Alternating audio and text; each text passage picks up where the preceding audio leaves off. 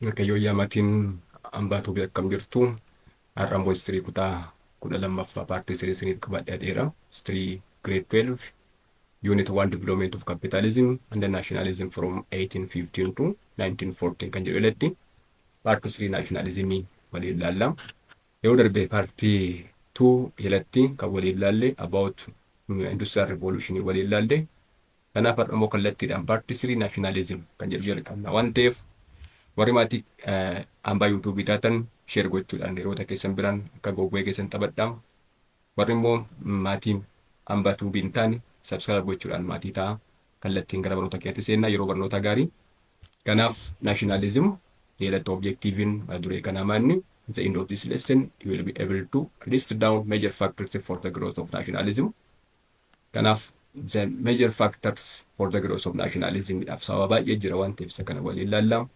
Discuss the silent features of nationalism in the 19th century. As you know, nationalism developed before the 19th century, but it also transformed after 1850, that in the 19th century. So you will learn about the silent features of nationalism in the 19th century. Discuss how nationalism transformed its character in the period between 1880s and the 1914. Nationalism transformed its character after 1880s, especially at the end of the 19th century and at the beginning of the 14th century. It's in short around 1914. It led to the outbreak of the First World War. So we'll discuss how nationalism transformed its character in the period between 1880s and the 1940s. So nationalism. What is nationalism? Before that, what were the factors, the developments that leads to the development of nationalist sentiment? So in this case, there were three developments. Kesumayu, before the 19th century, developments that influenced the growth of nationalist sentiment. Kesayu yadama sabboontummaa, nationalism gaafannu sabboontummaa isa jennuudha. Yookiin sabboonummaa kan jedhudha. Sabboonummaa kana kan fidanii yaadama sabboonummaa kan fidan developmentiiwwan long term developments kan ta'an sadii jira. Kanaaf developments that helped the growth of nationalist sentiment in before the 19th century. The first, the Renaissance. Renaissance, when you say, you know at the grade 9 and the grade 11, you have learned about Renaissance. Renaissance means the intellectual movement in Europe, especially around the 15th, 16th, and the 17th century, because there was Renaissance. Renaissance in Kone, rivers of learning, rivers of Greek-Roman civilization. Isa jedhamu waan ta'eef inni kun akkamitti development of nationalism keessatti gahee guddaa taphate karaa gurguddoo lamaan. Kanaaf Renaissance come up is what? Development of national language. The national language and it is literature.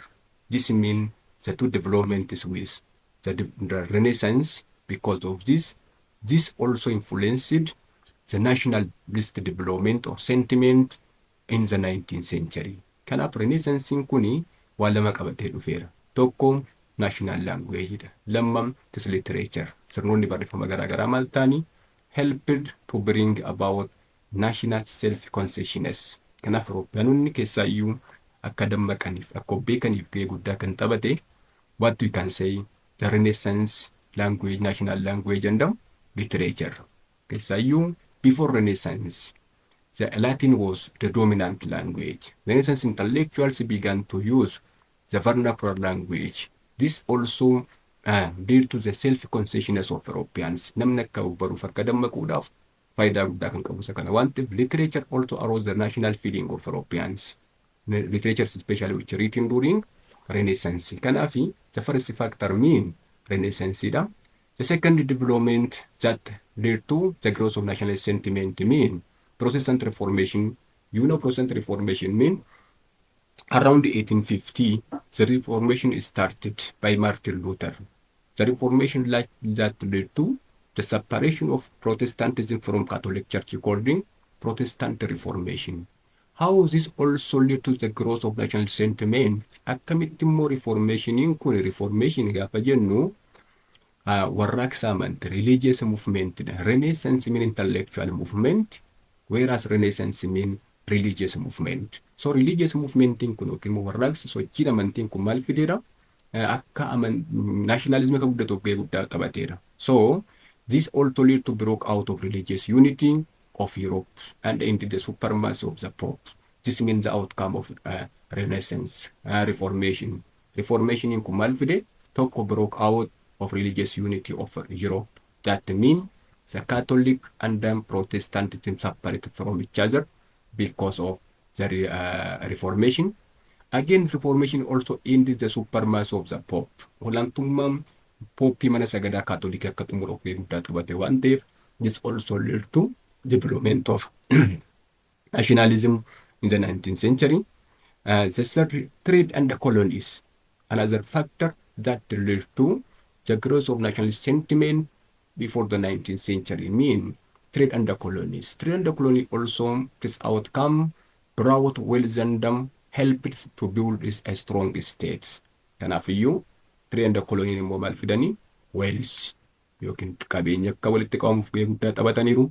Kun immoo maal fide? Helped to build a strong state. Kanaaf walumaa galatti long-term developments that lead to the growth of national sentiment, mean Renaissance, Protestant Reformation, and the trade and the colonies. Sankanam, now what does nationalism mean? Nationalism in mind. Nationalism means much more than a mere love of physical feature of one's country or love of a nation states.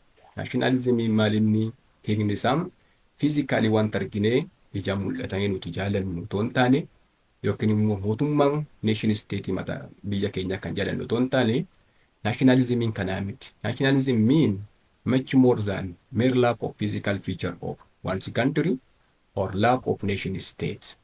What is nationalism mean? Nationalism mean the demand of national groups for independent state of their own, often called nationalism.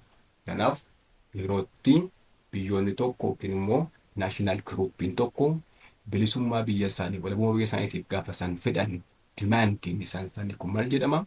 This called nationalism. So nationalism mean the first one, the demand of national groups for independent state of their own is called nationalism. The first definition of nationalism, it is that mean more than mere love of physical feature, that mean interest, feeling.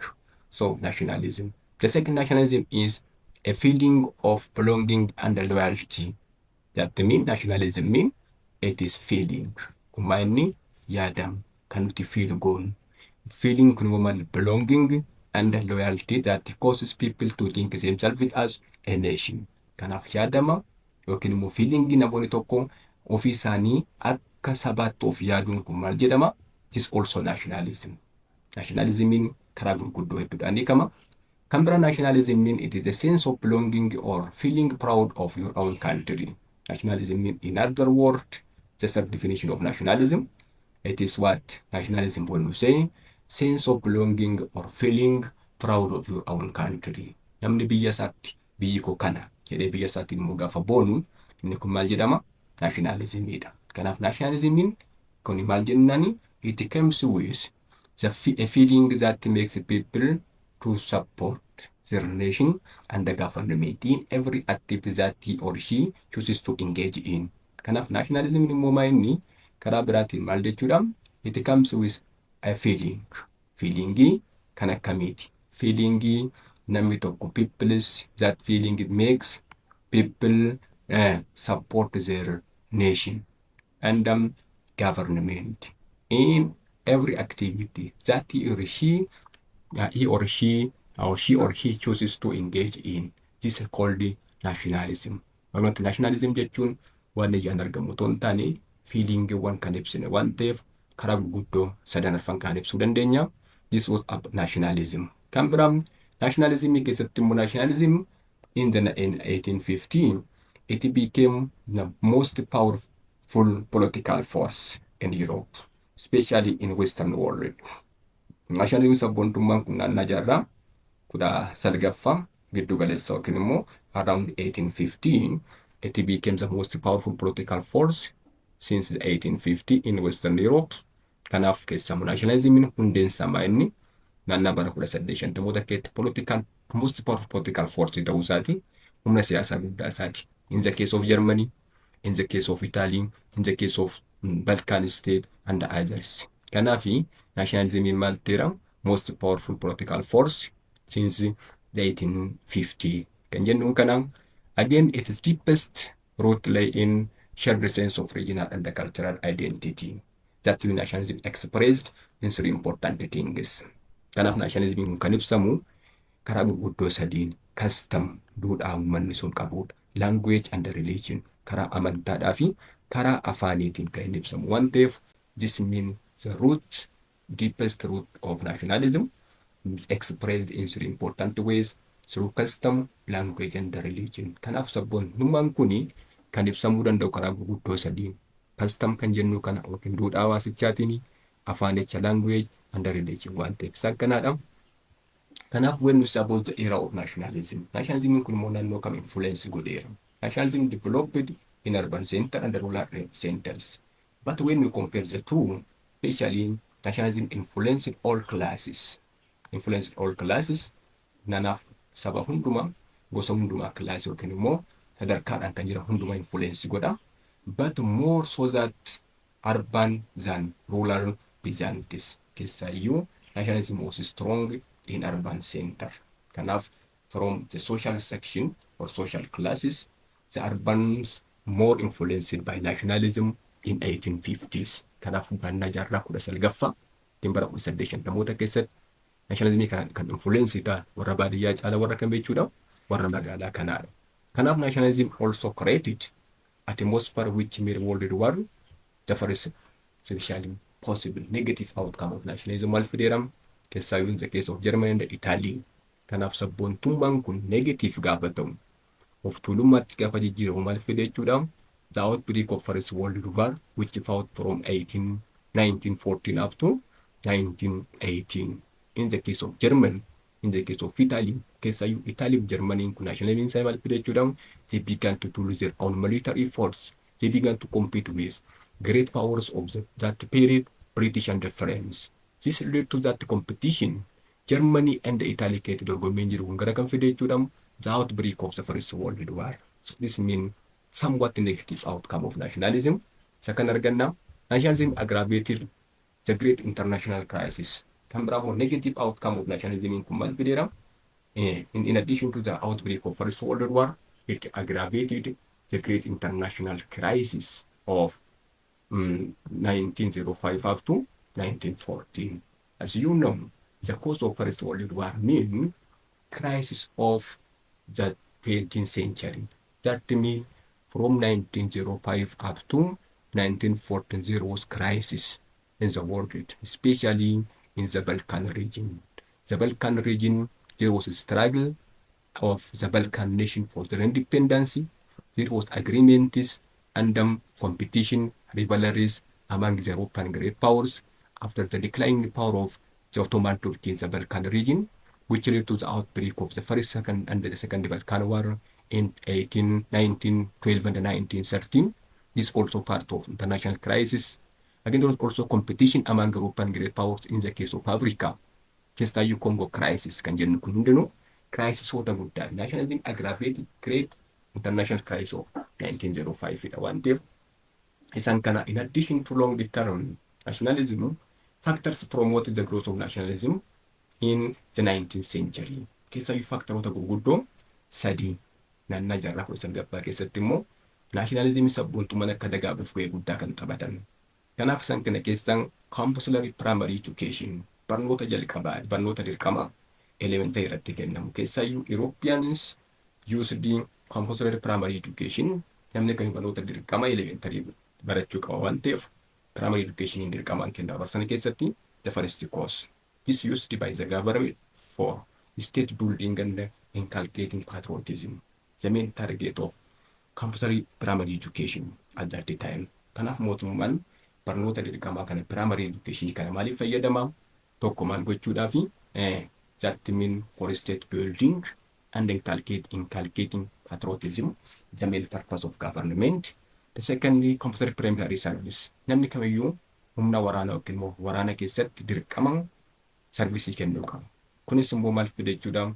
The outcome, the factor promoted the growth of nationalism in the 19th century. Kanaaf waraana keessatti dirqamaan hirmaachuun kunis the second cause. So compulsory primary education service used by the government to inculcate patriotism and loyalty to the state and the rulers. Keessaayyuu kan immoo mootummaa maaliif fayyadama? Tajaajila primary education maaliif fayyadama? Inni irra mootummaan Eurooppiyaan taasisan keessatti the government for state buildingidhaa fi inculcate patriotismidha. Patriotism akka dagaaguudhaaf state building yookiin immoo ijaarsa mootummaatiif yookiin biyyaatiif itti fayyadamu.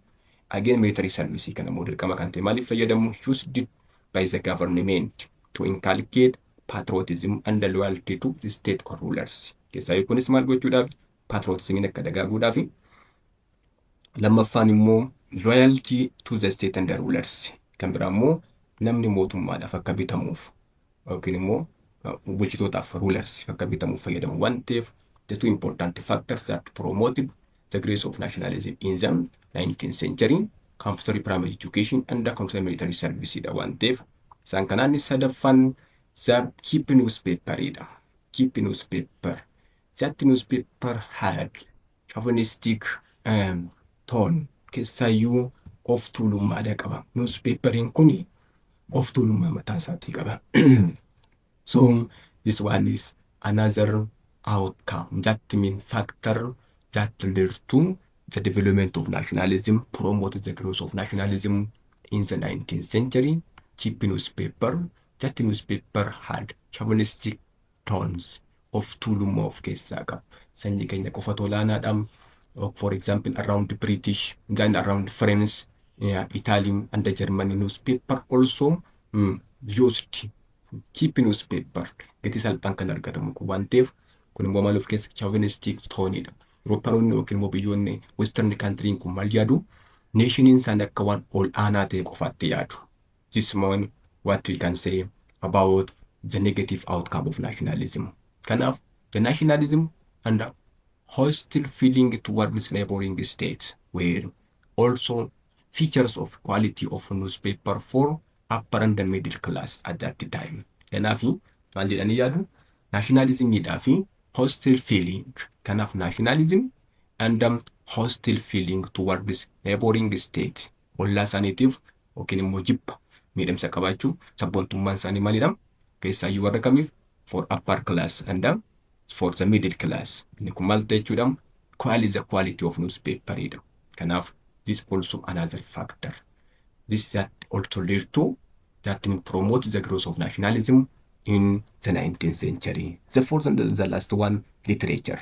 Literature, that means literature which written at that time, especially much of literature of the years before the World War the First, also strongly nationalist. Keessaayyuu kan of keessaa sabboontummaa of keessaa qabu kan fakkaatu nationalist kan of keessaa qabu. And it also warned against the dangers of neighboring state. Kanaaf isaan kun hundinuu maal of keessaa qaba jechuudha? The nationalism in other word led to what we can say as the outcome. Kanaaf inni kan biraa nationalism akka guddaa literature. Literature kun immoo keessaa yoo dhuguma tokko faan duratti kan barreeffaman maal of keessaa qabu? Strongly nationalist warned against dangers of neighboring countries. Kanaaf naannoowwan ollaa sana jiran wal sodaachuu jiran literature kana barreessa. That means there was competition between Italy and Austria, Germany and France. That means warning against dangers of neighboring countries because of nationalism also promoted by literature in the 19th century. In the kana in tanu patriotic societies were created. That means to inculcate patriotism because of nationalism. Kana maal arganna? In this case, what we can say, nationalism also patriotic societies were created. Kanaaf by that literature. Maali hojiin isaan kan patriotismidha. For agitate stronger armamentidhaa fi for agitate for bigger colonial empires. Kanaaf nation was stimulated by wars of unification of in Italy and Germany and the national liberation of the Balkans. Keessaayyuu nationalism was stimulated. Keessaaf stimulate kan nationalism kun akka si'atuuf kan godhe immoo event gurguddoo kana. Tokko wars of unification Italy and the Germany and the national liberation in Balkans. Kanaaf jarraam 19ffaa kana keessatti nationalismiin akka stimuleettu akka si'eessaniif kan taphatan immoo eventii gurguddoo lama arganna. So what stimulated nationalism in the 19th centuries? The first one, the wars of unification in Italy and the Germany, the first one. The second, national liberation in the Balkans. These were the two important events that stimulated nationalism in the 19th century. Kanaaf nationalism in Mondi Cambram, the British nationalism was stimulated by small colonial wars. Kanaaf keessayyuu gara British immoo gaadhu nationalism kan stimulate kan godhe inni small colonial wars iddootti British colony baay'ee qabdi barsana keessatti injifannoon isheen kun maal fideera ishee biratti nationalism akka si'atuuf gahee guddaa taphateera. Kanaaf British nationalism was stimulated by a small colonial wars. Example, the second Boer War, 1899 up to 1920 was an pleasant shock which cooled down the British aggressions for time until it was revived by the fear of Germany. Kanaaf iyyuu nationalism if British keessa jiruun stimulated by the small colonial wars dha. Deebi'ee immoo akka qabbanaa'u kan godhe immoo manni injifatamuu British in what second Boer's War. Boer War, which fought between British and the Boer. You know Boer is akka tan 1899 up to 1902. That was unpleasant shock, which cooled down what we can say nationalism in France. Sababii kanaatiif naannoo Faransaay British keessatti nationalism akka qabbanaa'uuf immoo kan gahee guddaa taphate kamidha. Amma lammaffaa deebi'ee qabutti lammaffaa maaliif ka'e? Because of the revived by the fear of Germany. Kanaaf amma deebi'ee qabutti kan qabbaneesse manni the defeat of British in the second Boer War from 1899 up to 1904. Again in USA. USA immoo gaafa dhufnu nationalism is stimulated by the victory in the Spanish-American War of 1898 stimulated the American nationalism. Kanaaf biyyoota garaagaraatti nationalism kan stimulate godhan kan si'eessanii wanta baay'ee jira. British gaafa dhufne injifannoo ishiin qabdu small colonial wars keessatti. Gara US gaafa dhufnuumaan injifannoo isaan Spainota irratti argatan. The Spanish-American War of 1898. As you know, before 1898, Southern America, especially America, was under the colony of Europeans, especially British, which defeated in 1783. That means after the American War of Independence, again Spain also defeated and then carried out of America around 1898. That means because Spanish America War, this also stimulated the American nationalism. Kanaaf inni shanaffaaf inni dhumaan immoo sababa cause of nationalism factors for the growth of nationalism in the 19th century was the pseudoscience. Pseudoscience, sometimes called the social Darwinism kan jedhamudha. Social Darwinism or pseudoscience maal jedhamu spreads the idea that there is a struggle between state and what we can say state and the nations for power and supremacy and even for survival jedhama. Sababii kanaatiif pseudoscience kun another main factor that promoted nationalism in the 19th century. So pseudoscience or social Darwinism maal jedhama spreads the idea that especially history is what? History is struggle between state and the nation. State and the nation for power and the supremacy and even for survival jedhama. This means pseudoscience kun wal mormiin uummataaf nation sabaa fi mootummaa gidduu jiru maalidhaa fi poweridhaa fi supremacyidhaa fi jiraachuudhaaf. Kanaaf pseudoscience also stimulated nationalism. It indicates the struggle between the state and the people. So is also another factor. Again, pseudoscience kun maal jedhama? The strong state and the nation which were best, that means best would be victors, while weak state and the nations would be subjugated and even destroyed jedhanii yaadu. Kanaaf pseudoscience maal jedhama? Strongest state and the nation which were best, Isteetiin isaan gaarii ta'a warra kamiiti? Warra cimoo warra ta'an. Strong state and the nation. Sabni cimaa fi isteetiin cimaanii isaan birattis akkamiiti? Isa filatamaadha. The best one jedhu. Isaan kun maal ta'uu danda'u would be victors. Injifachuu danda'u jedhu. While weak state and the nation. Isteetiin dadhabaa yookiin immoo mootummaan dadhabaa fi sabni dadhabaa yoo jiraate maal ta'a? Would be subjugated. Ni injifatama, ni qabama sakaaniin. And even destroyed baduu danda'a jedhanii yaadu. Sababii kanaatiif pseudo saayinsiin maal godhamu? Another factor for the development of nationalism. This one about nationalism, factory gurguddoo sadii jira.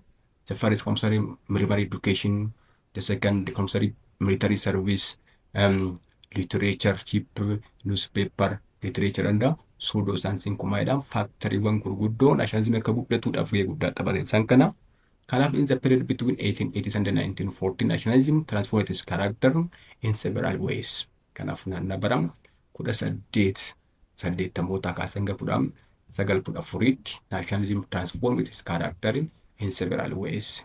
First, First, more and more national movement appeared in Europe and in the Ottoman Empire outside Europe. This means nationalism transformed. Garamitti jijjiirame jechuudha. Gara movement from feeling to movement, especially in Europe as well as in the Ottoman Empire outside Europe. So many of these movements were towards numerically quite small numbers of people living in quite small territories.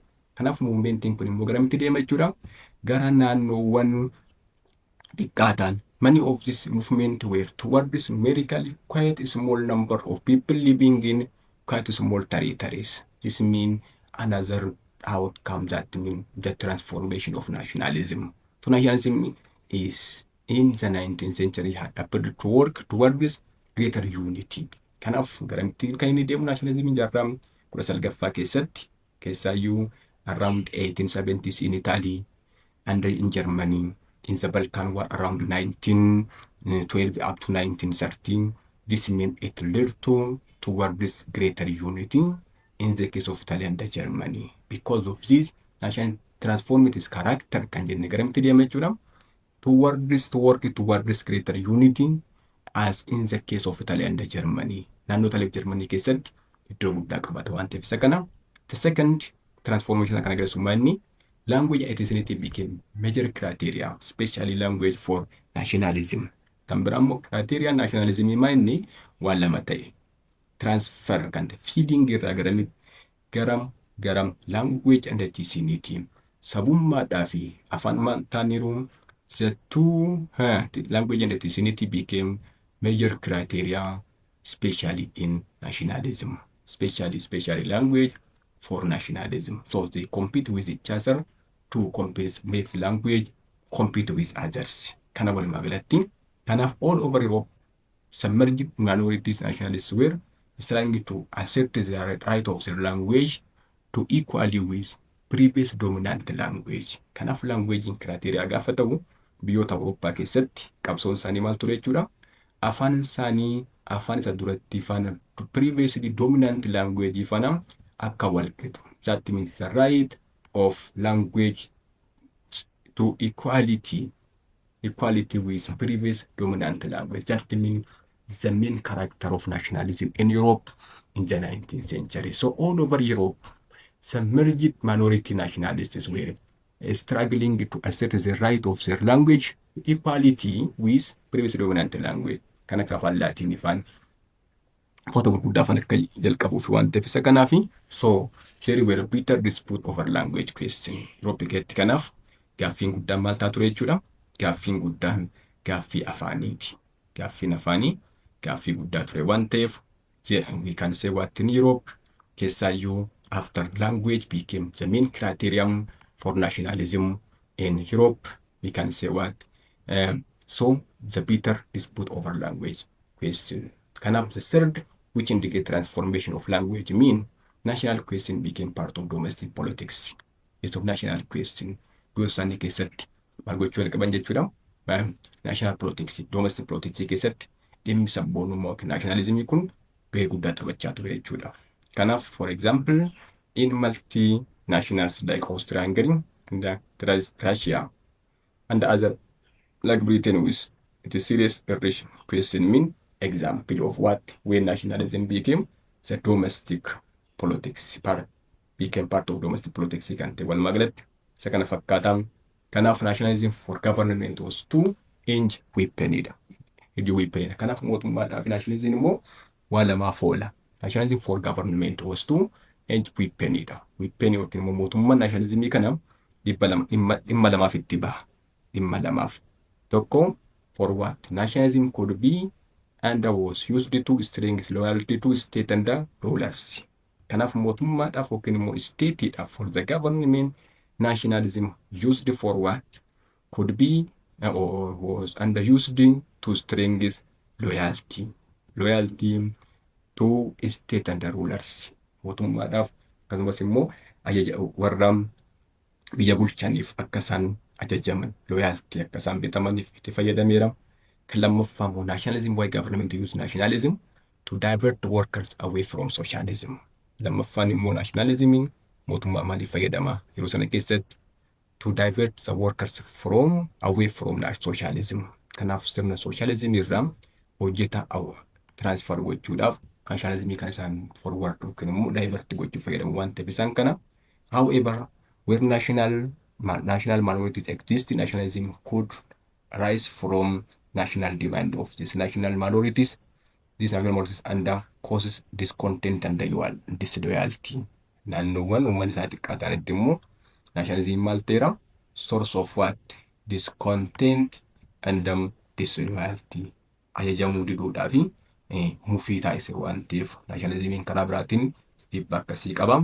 Kanaaf nationalism in USA biyya Ameerikaa biyya kana keessa jirtu keessa addunyaa kanarraa kan nationalism dhimma beesirriitti USAdha. Kanaaf USA was very successful in the 19th century in assimilating millions of immigrants who came to USA from Europe. Keessayyuu USA naannaa jaarraa 19ffaa keessatti namoota Europe irraa dhufan kana assimilate gochuu keessatti itti fayyadamteetti. USA was very successful in the 19th century in assimilating millions of immigrants who came to USA from Europe. This means USA can fayyadamte baay'inaan ishii kana because immigrants left Europe because they were dissatisfied with conditions in their own country. Kanaaf haalota Europe keessa jiruuf ittiin quufne waan ta'eef maaltaan conditionoonni jedhan kun waan isaan hin gammachiifneef gara Ameerikaatti kan isaan baqatan waan ta'eef great chance for USA. So by becoming USA citizens, lammii USA gaafa ta'an immoo jarreen kun maal argataa deemu jechuudha. They joined a country and a nation which offered them more economic opportunity and more social and political freedom. Kanaaf maal barbaacha dhufu? Economic opportunity dhaa fi social and political freedom barbaacha dhufu. Sababii kanaatiif Europe irraa. Kanaaf USA was very successful in the 19th century in assimilating what? Assimilating millions of migrants who came to USA from Europe. Kanaaf nationalism kun gaafa guddachaa deemu negative qaba, disloyalty qaba yookiin immoo baqataa jiru baay'ee discontent warri ta'an maal ta'aa deemu jechuudha. Baqachaa deemu kanaaf akkuma source negative positive outcome qabu negative outcome qaba. Warri discontented ta'an warri dissatisfied ta'an maal ta'an Europe dhiisanii gara Ameerikaatti baqatan waan ta'eef isa kanaaf walumaa galatti toppikiin paartii 3 keessatti qoodamee kana fakkaata. Yeroo ta'an immoo next topic study grade 12 unit 1 development of capitalism and the nationalism from 1815 to 1914 kan jedhutti part 4 unification of Italy the unification of Germany isiniif qabadhee dhiyaadha. Kanaaf warri hambaatuu beedhaaf maatii taatan viidiyoo kana share like gochuudhaan yeroo keessan bira akka ga'u ga'ee taphadha.